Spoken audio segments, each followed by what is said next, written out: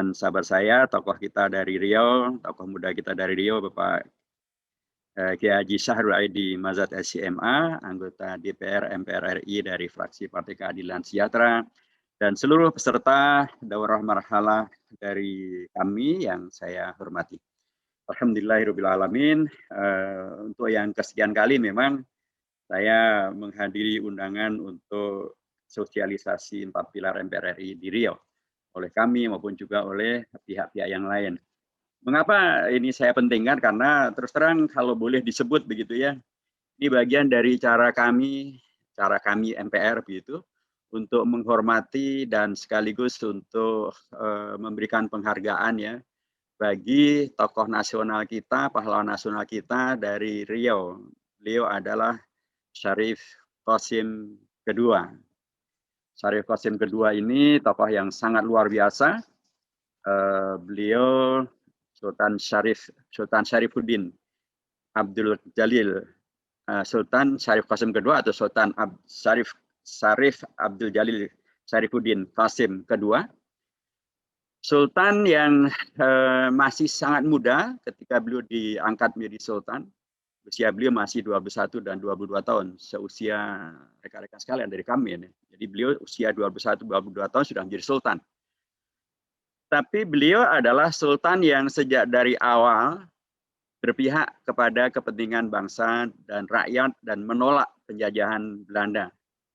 Beliau adalah tokoh yang bahkan pada tahun 1917, jadi 2 tahun setelah beliau menjadi sultan, beliau membuat Madrasah Taufikiyah Al-Hashimiyah untuk mendidik agar generasi muda di Riau bangkit untuk kemudian bisa menjadi generasi yang maju. Bukan hanya untuk kaum laki-laki atau anak laki-laki, bahkan beliau membuat sekolah khusus untuk kaum perempuan melalui Permaisuri, istri beliau, pada tahun 1926, 9 tahun berikutnya, setelah beliau bikin sekolah untuk anak laki-laki itu, beliau membuat sekolah khusus untuk kaum perempuan, sekolah khusus untuk kaum perempuan.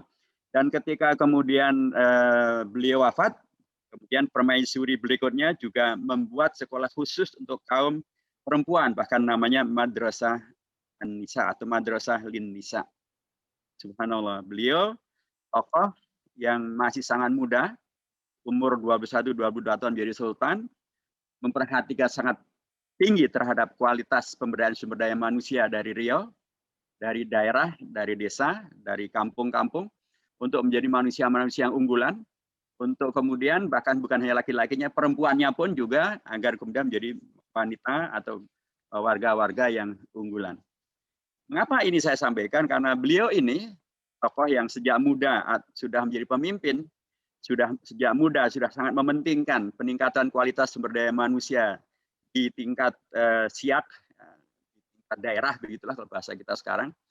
Ini beliaulah yang kemudian terlibat aktif di dalam membela upaya mengenyahkan penjajahan Belanda dengan cara yang sangat bijak, dengan cara yang sangat baik, tapi juga sekaligus berani membuat keputusan.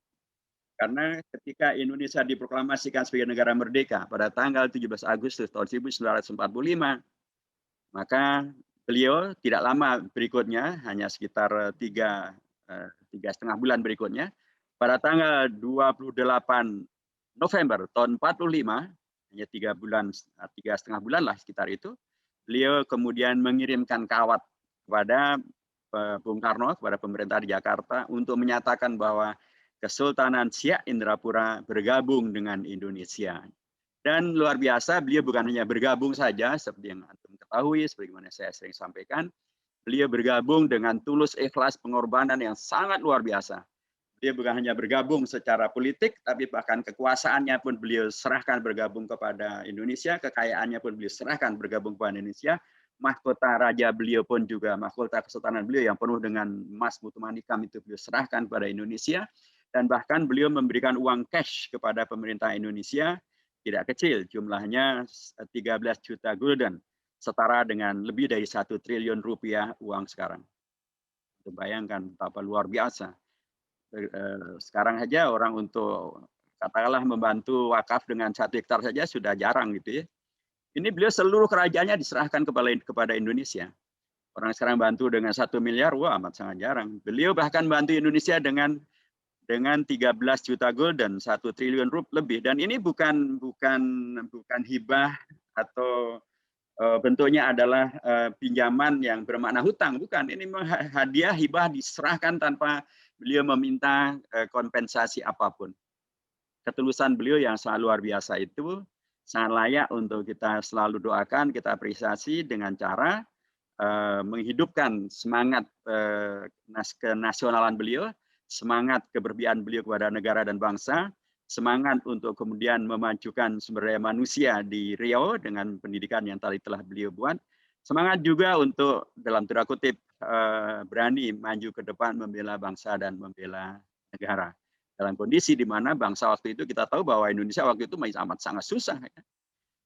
Dari sisi teritorinya pun juga belum konkret, gitu ya. Dari sisi keuangan apalagi, beliau konkret memberikan bantuan secara teritorial dan bahkan memberikan bantuan secara uang, materi, dan tentu dukungan politik.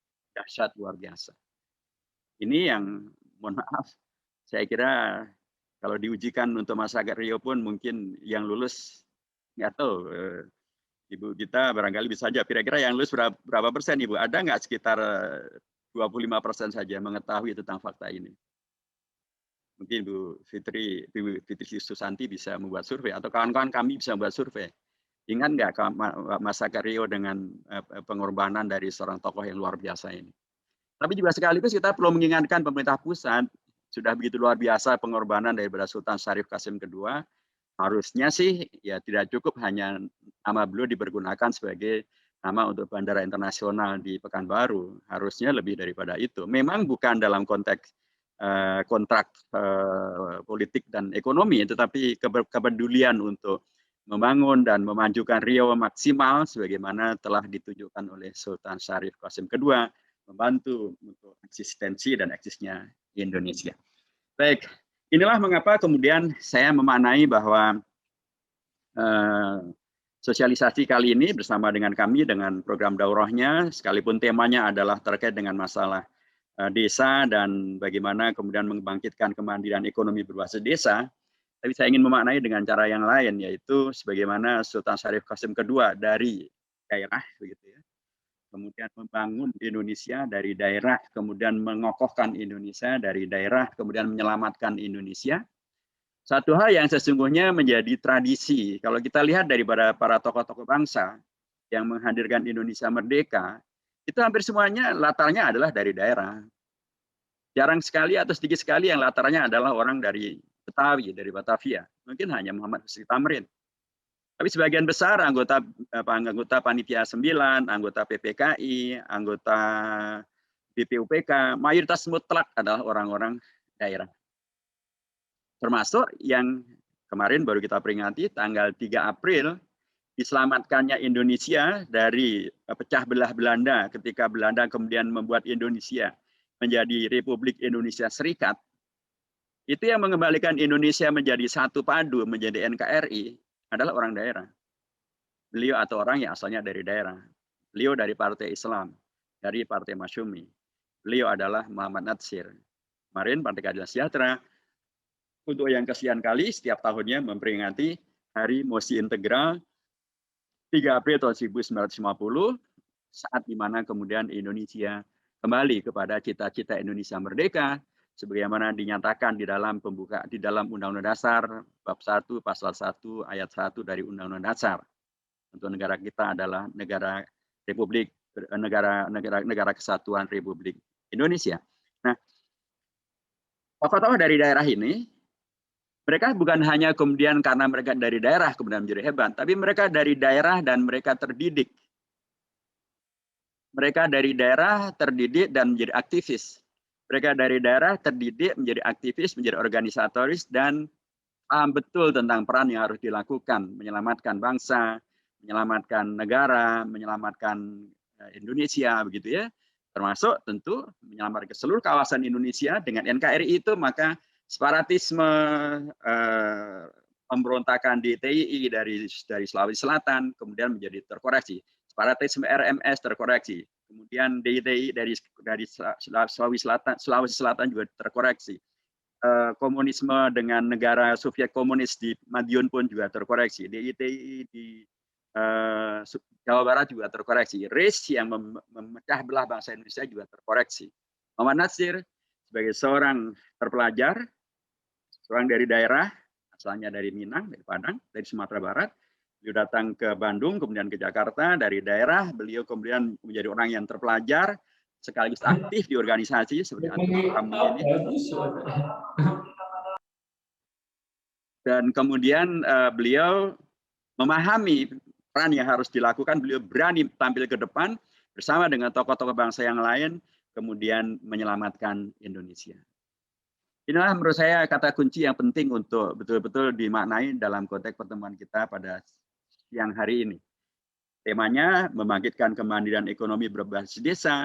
Semangatnya tadi, semangat bagaimana desa itu kita jawantahkan, katakanlah daerah lah gitu ya.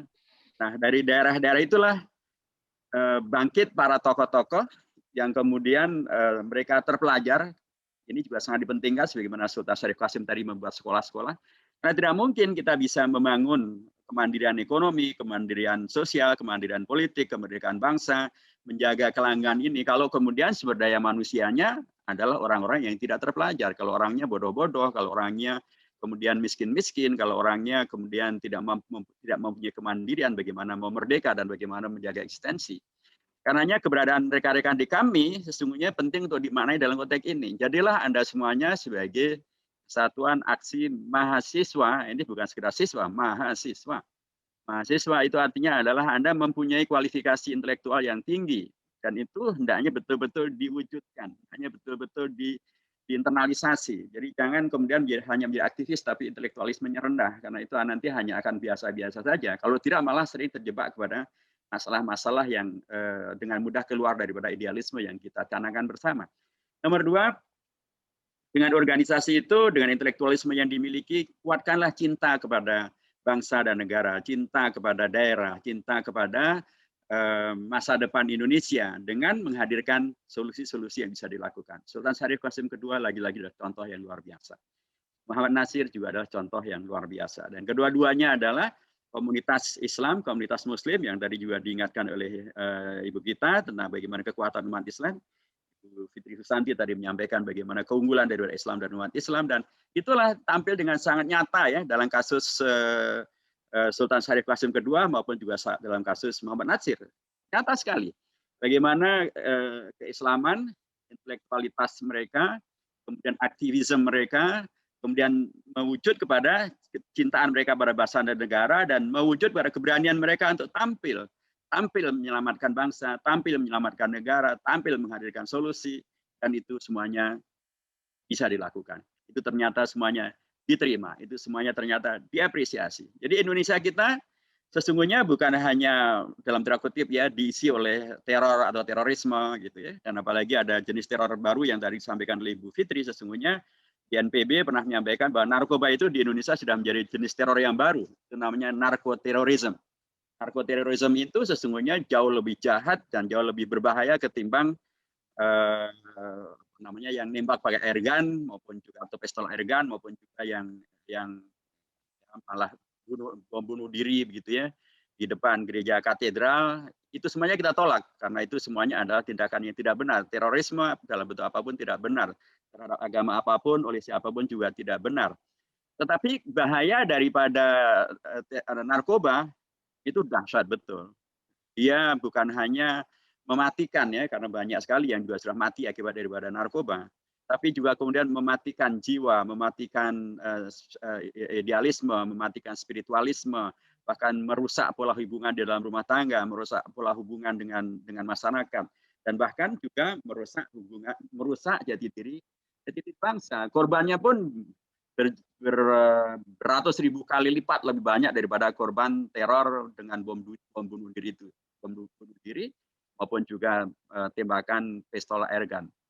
Nah, korban daripada terorisme narkoba itu jauh lebih luar biasa. Nah, saya mengatakan bahwa hadirnya kelompok-kelompok muda yang aktif, yang kemudian agamanya kuat, agamanya benar gitu ya, kemudian cinta kepada Indonesia, merujuk kepada tokoh-tokoh bangsa seperti Syarif Qasim kedua, Muhammad Natsir, tentu juga ada Bung Karno, ada Bung Hatta, dan tokoh-tokoh yang lain.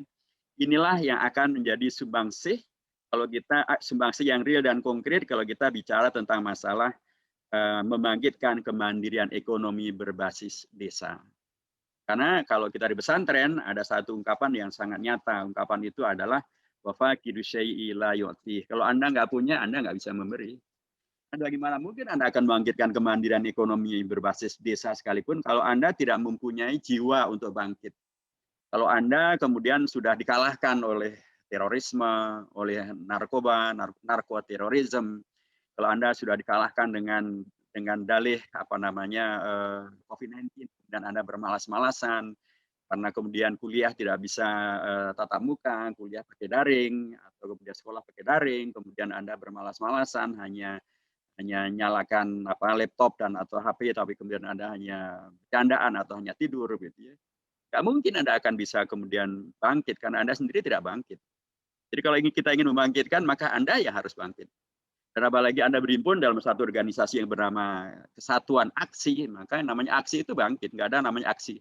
Kalaupun ada namanya aksi diam itu adalah bentuk kebangkitan, bentuk perlawanan, bentuk koreksi, bentuk hadirnya kesadaran untuk melakukan perbaikan.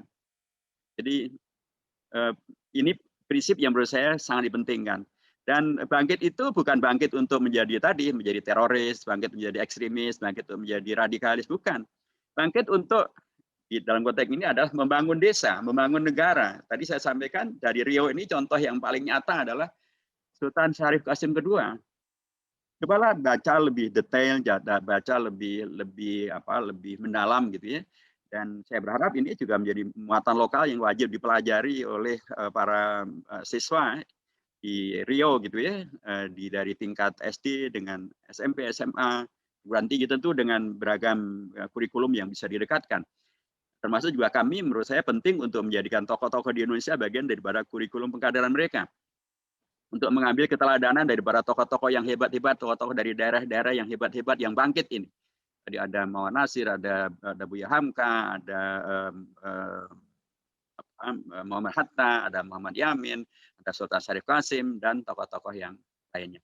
Jadi dipentingkan karenanya individu-individu, komunitas, kesatuan aksi maupun para mahasiswa yang kemudian bisa bangkit dan membangkitkan. Membangkitkan siapa? Dengan bangkitnya kita itu adalah untuk dalam rangka membangkitkan. Membangkitkan siapa? Membangkitkan organisasi kita, membangkitkan masyarakat sekitar kita, membangkitkan katakanlah pihak-pihak yang bersamai kita. Itulah yang dicontohkan dengan sangat luar biasa oleh Sultan Syarif Qasim II kan. Beliau tidak ingin kemudian hanya bangkit sendiri melawan Belanda. Beliau buat sekolah. Istri beliau membuat madrasah. Kemudian beliau menyokong perjuangan untuk melawan kemerdekaan, untuk melawan penjajahan. Beliau tidak sendirian, beliau mengajak yang lain-lain. Demikian juga Muhammad Natsir, ketika beliau mengembalikan Indonesia menjadi NKRI, beliau tidak sendirian. Beliau berkomunikasi dengan tokoh-tokoh dari daerah, beliau berkomunikasi dengan tokoh-tokoh dari partai yang lain, dan bahkan partai Katolik maupun partai Kristen pun beliau ajak komunikasi. Kemudian beliau menyampaikan mosi integralnya. Demikianlah penting untuk mempunyai kesadaran bahwa perlu bangkit, tapi juga membangkitkan. Jadi bukan hanya Anda sendirian. Kalau kami sendirian ya nggak kuat gitu ya. Anda perlu bersama dengan yang lain. Karena yang lain pun juga sesungguhnya jumlahnya sangat besar ya, ingin bangkit dan membangkitkan, menyelamatkan Indonesia, membangun kemandirian ekonomi bangsa, berbasiskan desa maupun berbasiskan negara. Jadi bangkit dan membangkitkan. Tokoh-tokoh itu semuanya memberikan kepada kita keteladanan. Tokoh-tokoh anggota BPUPK, tokoh-tokoh anggota PPKI, anggota Panitia 9, Muhammad Natsir yang menyelamatkan NKRI, semuanya adalah tokoh-tokoh yang bangkit dan membangkitkan para aktivis, intelektualis, muslimnya sangat bagus, dan ilmu agama juga sangat luas, sekaligus cinta negaranya sangat tinggi, berkemampuan untuk kemudian menjadi solusi bagi masalah bangsa. Rekan-rekan sekalian, bangkit dan membangkitkan inilah sesungguhnya yang sekarang ini menghadirkan Undang-Undang Dasar hasil daripada perjuangan rekan-rekan generasi senior antum semuanya. Mereka-mereka yang dulu mendirikan kami begitu ya, dan kemudian bersama dengan tokoh-tokoh mahasiswa yang lain membangkitkan reformasi, dan di antara tuntutan reformasi itu adalah amandemen terhadap Undang-Undang Dasar UUD 45 waktu itu namanya. Tadinya sih yang dimaksudkan hanya amandemen untuk mengkoreksi mengapa terjadi penyimpangan dalam kehidupan berbangsa dan bernegara. Itu kan akibat daripada terjadinya pemahaman terhadap pasal 7 Undang-Undang Dasar di mana ungkapan dapat dipilih kembali, itu kembali yang artinya adalah kayak orang Jawa. Orang Jawa itu kalau B kadang-kadang dibaca B. Jadi misalnya mau pergi kemana? Ke Bali, kemana? Kembali. Ke Bogor, ke Bogor. Ke Bandung, ke Bandung. Gitu. Jadi karena Pak Harto orang Jawa, jadi dapat dibeli kembali ya, akhirnya kembali ya, ya berulang-ulang, tidak ada batasan 2 kali. Padahal maksudnya hanyalah 2 kali. Akibat daripada kekuasaan ini, sesuai dengan prinsip yang pernah disampaikan oleh Lord Acton, power tend to corrupt, absolute power corrupt absolutely. Jadi begitu. Jadi karenanya agar tidak terjadi korupsi KKN yang merajalela, diusulkanlah amandemen terhadap Undang-Undang Dasar supaya hanya 2 kali saja.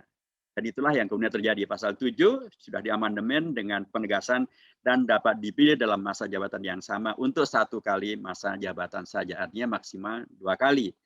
Makanya kita termasuk kemarin pimpinan MPR pun juga termasuk yang menegaskan bahwa wacana perpanjangan masa jabatan presiden 3 periode tidak pernah menjadi agendanya MPR. Tidak pernah dibahas oleh pimpinan MPR, tidak pernah dibahas dalam badan pengkajian di MPR. Itu bukanlah agendanya MPR. Omongan itu datang dari luar MPR, bukan di dalam MPR, dan Istana tidak punya kuasa untuk meminta MPR menggelar sidang istimewa untuk mengamandemen Undang-Undang Dasar untuk memperpanjang masa jabatan presiden menjadi 3 kali. Kita tegaskan bahwa MPR dan pimpinan MPR tegak lurus dengan Undang-Undang Dasar, tegak lurus dengan ketentuan reformasi bahwa masa jabatan presiden cukup 2 kali saja. Nah, jadi tetapi pasal-pasal yang lain kemudian mengalami perubahan. Karena memang pada waktu itu euforia reformasi demikian luar biasa gitu ya. Pasal 7 diubah, pasal-pasal yang lain juga mengalami perubahan. Termasuk yang kaitannya dengan kalau hubungannya dengan masalah daerah dan desa, muncul beragam ketentuan yang sesungguhnya sangat menguatkan daripada posisi daerah, posisi desa. Di satu pihak ada penegasan tentang atau ada 2 hal yang tidak diubah, yaitu tentang pembukaan Undang-Undang Dasar, dan dengan Undang-Undang Dasar pembukaannya tidak diubah, maka negara diberi kewajiban untuk melindungi seluruh tumpah darah Indonesia, seluruh penduduk Indonesia, dan seluruh tumpah darah Indonesia. Artinya seluruh tumpah darah Indonesia itu apakah di pusat atau di daerah, apakah di desa atau di kota, itu wajib dilindungi oleh pemerintah. Ketika kemudian ditegaskan Pancasilanya adalah di sila kelimanya disebutkan dengan mewujudkan suatu keadilan sosial bagi seluruh rakyat Indonesia. Seluruh rakyat Indonesia itu artinya adalah bukan hanya rakyat yang ada di kota, tapi rakyat yang juga ada di daerah, rakyat yang ada di kota. Pemerintah diwajibkan untuk menghadirkan keadilan sosial bagi mereka semuanya. Jadi itu ketentuan itu tidak diubah. Ketentuan kedua yang tidak diubah adalah tentang masalah NKRI, bentuk Negara Kesatuan Republik Indonesia, tidak diubah. Tapi dalam Undang-Undang Dasar kita kemudian menghadirkan beragam hal yang menguatkan posisi daripada atau pemaknaan terhadap masalah NKRI atau Negara Kesatuan Republik Indonesia ini. Kita akan lihat terkait dengan masalah NKRI ini di pasal 25A daripada Undang-Undang Dasar kita, Undang-Undang Dasar Negara Republik Kesatuan 1945, itu disebutkan bahwa negara Indonesia adalah negara kepulauan yang bercirikan Nusantara. Jadi memang dia adalah negara kepulauan, Indonesia kita realitanya adalah negara kepulauan, bukan negara daratan. Negara daratan itu seperti Amerika Serikat, seperti Australia, gitu ya, seperti Rusia, seperti Malaysia, itu negara daratan. Negara kepulauan ya seperti Indonesia, seperti Filipina, itu adalah negara kepulauan. Tetapi kita menegaskan negara kepulauan memang, tapi bercirikan Nusantara. Apa maknanya? Nusantara itu Nusa Antara. Jadi seluruh kawasan di mana ada nusanya, antaranya pun juga adalah bagian daripada Indonesia.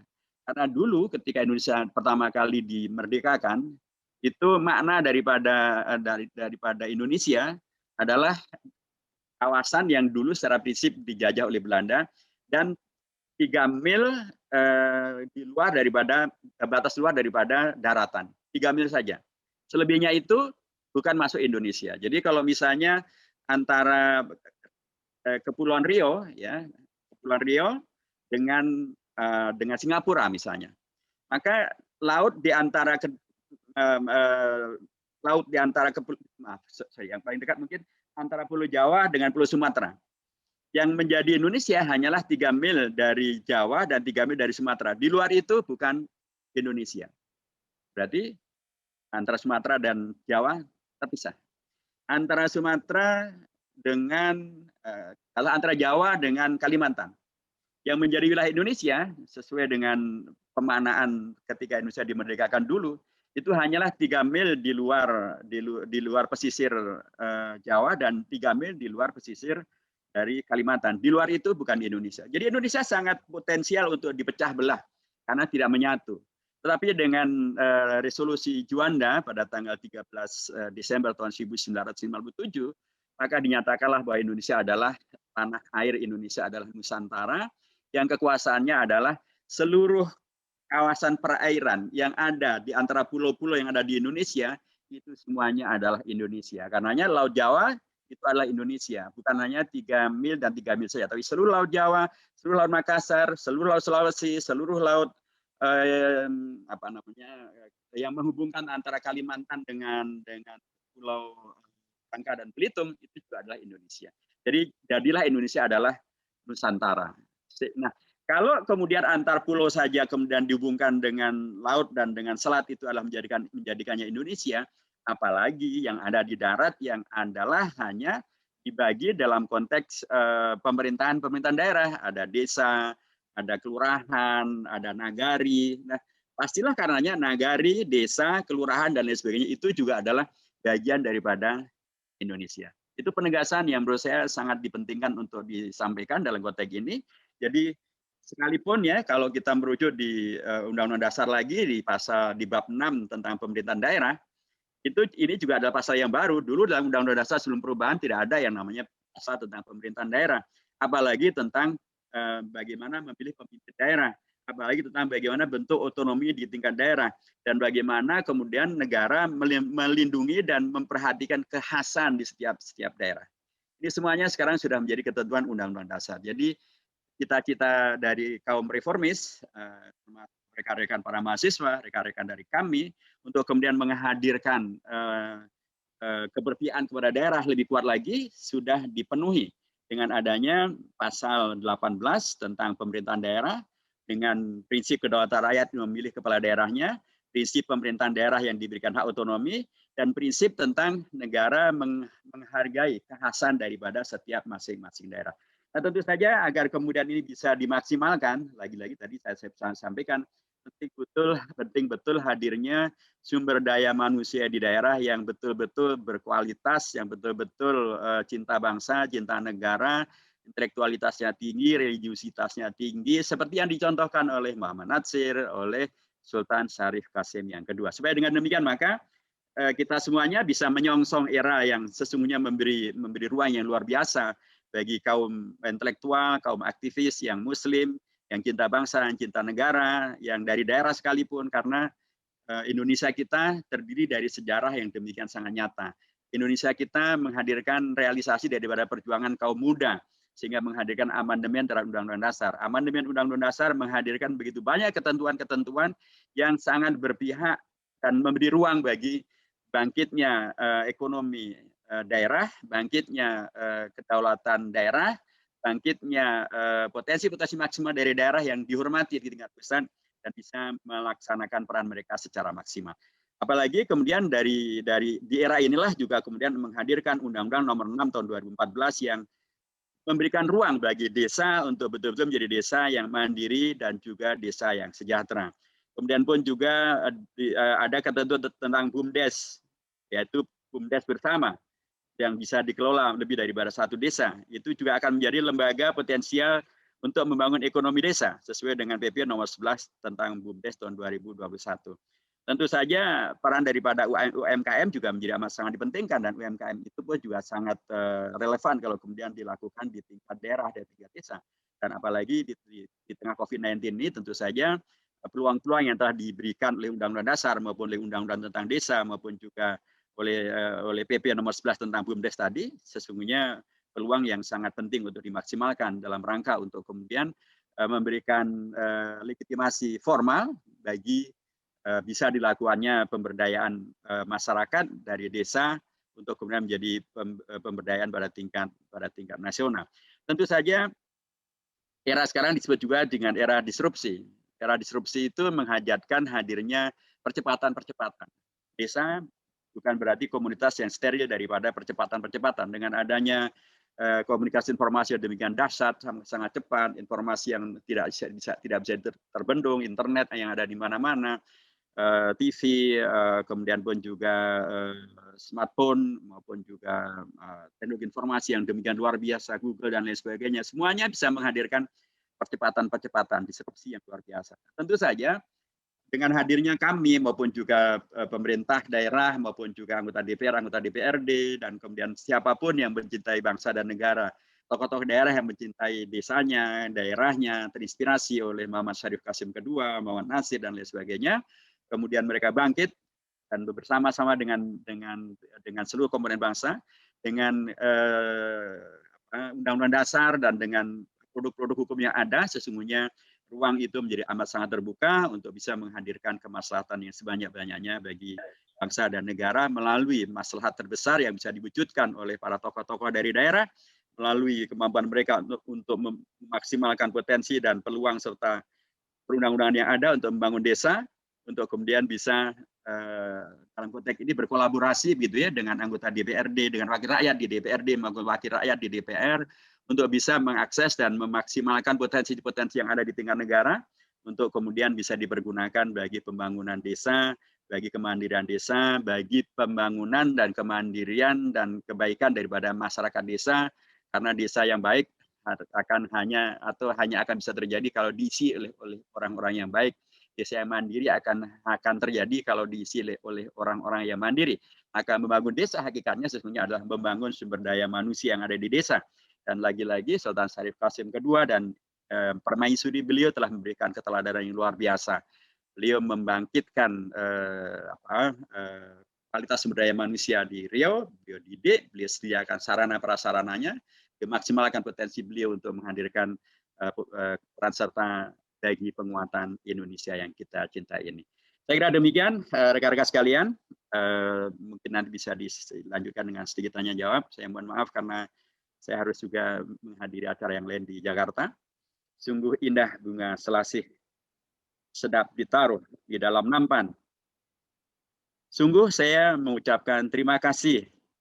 Acara temu tokoh ini sangatlah berkesan. Cuci tangan sampai bersih. Cukup sekian, terima kasih. Dan cendrawasih hingga BKU. Terima kasih, thank you. Assalamualaikum warahmatullahi wabarakatuh.